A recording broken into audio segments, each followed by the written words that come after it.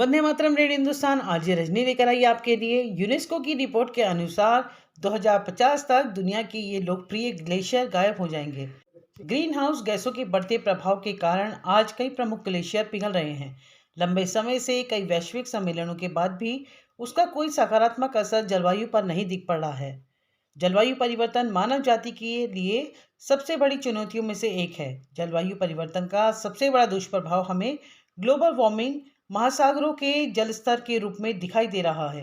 इसके साथ ही धरती पर बदलते मौसम के कारण कई बार भारी तबाही का भी सामना करना पड़ रहा है। ग्लोबल वार्मिंग के चलते विश्व भर के कई ग्लेशियर पिघलने लगे हैं। दुनिया भर के कई ग्लेशियरों को लेकर बेहद डराने वाली खबर सामने आई है। यूनेस्को की एक रिपोर्ट के मुताबिक साल 2050 तक कई ग्लेशियर पूरी तरह पिघल जाएंगे। यूनेस्को की तरफ से बताया गया है कि 2050 तक पिघल जाने वाले ग्लेशियरों की लिस्ट में येलोस्टोन और किलिमंजारो नेशनल पार्क समेत कई विश्व धरोहर स्थलों के ग्लेशियर शामिल हैं। संयुक्त राष्ट्र एजेंसी की तरफ से इसको लेकर चेतावनी दी गई है। इसके साथ ही बाकी ग्लेशियरों को बचाने के लिए तेजी से कार्य करने की अपील की गई है। यूनेस्को ने बीते हफ्ते एक रिपोर्ट जारी की थी। इस रिपोर्ट के मुताबिक जलवायु परिवर्तन की वजह से 50 विश्व धरोहर स्थलों में एक तिहाई ग्लेशियर साल 2050 तक पिघल सकते हैं।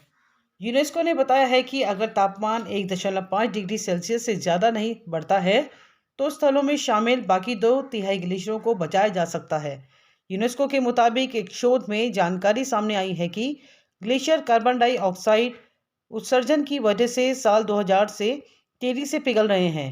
इसकी वजह से तापमान भी तेज गति से गर्म हो रहा है। इसकी वजह से संभावना जताई जा रही है कि 50 विश्व धरोहर स्थलों में से शामिल एक तिहाई ग्लेशियर साल 2050 तक पूरी तरह पिघल सकते हैं। इस लिस्ट में किलिमंजारो नेशनल पार्क और माउंट केन्या शामिल है।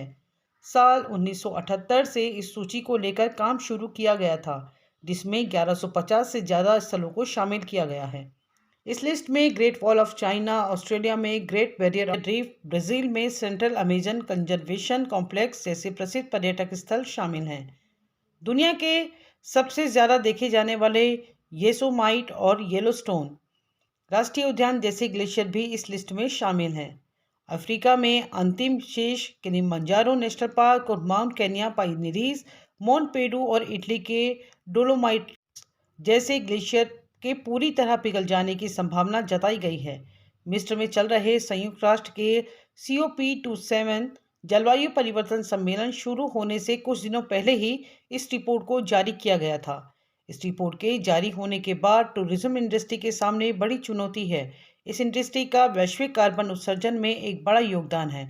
बने रहें हमारे साथ रेडियो हिंदुस्तान पर। सबको सिखाएं पेड़ लगाएं, सबको सिखाएं जल बचाएं।